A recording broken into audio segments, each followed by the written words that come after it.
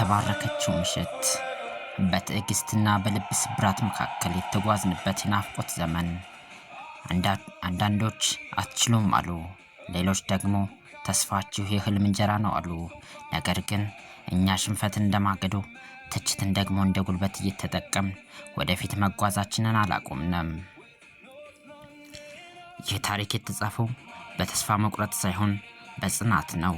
አሰልጣኝ ሚኬል አርቴታና ያነጻቸው ወጣት ጀግኖች እያንዳንዱን ጨዋታ እንደ ፍጻሜ እየተጫወቱ እያንዳንዱን የሜዳ ሳር በደማቸውና በላባቸው እያራሱ እዚህ ደርሰዋል።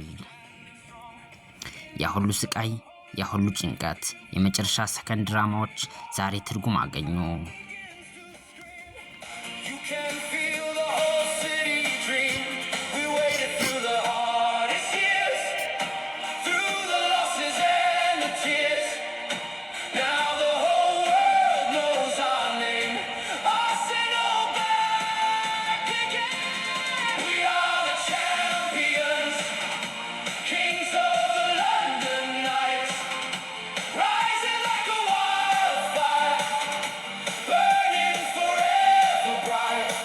የግንቦቱ ምሽት መጣ።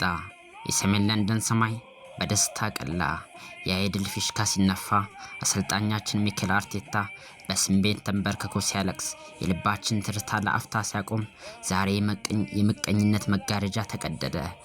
የጥርጣሬ ዳመና ተገፈፈ። አርሰናል የታሪክን ገጽ በአዲስ ወርቃማ ቀለም አደሰ። አዎ እኛ የአርሰናል ልጆች ነን። አሸናፊነት በደማችን ውስጥ አለ። ዛሬ ለንደን ቀይ ናት። ዛሬ ዓለም ሁሉ መድፈኞቹን ያደንቃል።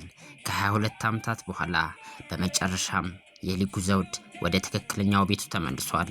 እኛ የ2025-26 የእንግሊዝ ፕሪሚየር ሊግ ሻምፒዮኖች ነን። ያ ድንቅ ታሪክ ዛሬ እውነት ሆኗል።